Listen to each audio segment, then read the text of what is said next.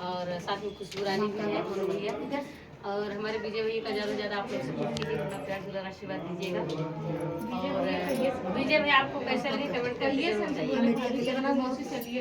आइए आइए आप सब मुझे बहुत प्यार सा अवधि राज गीत सुनाते हैं।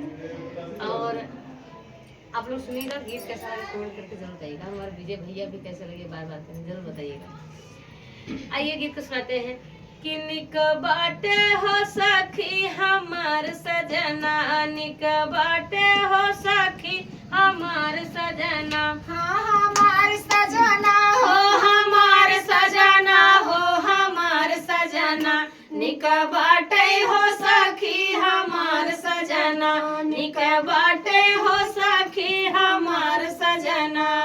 सासू कहीं बहू झरतन माजा, सासू कहीं बहू बरतन माजा, बरतन माजा हो बरतन माजा। सैया कहीं नाना हो दाना, घर का लगी जई है ना हो धना, करी खा लगी जई है ना हो धना।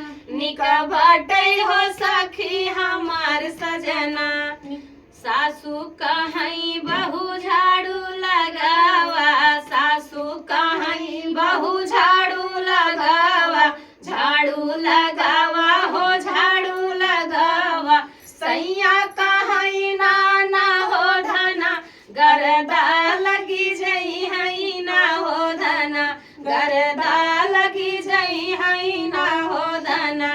निक बाटे हो सखी हमार सजना, सासू कहीं बहू से जिया सूता, सासू कहीं बहू से जिया सूता, से जिया सूता हो से जिया सूता। सैया कहीं नाना हो धना, लड़िका होई जई है ना हो धना, लड़िका होई जई है ना हो धना। निक बाटे हो सखी हमार सजना।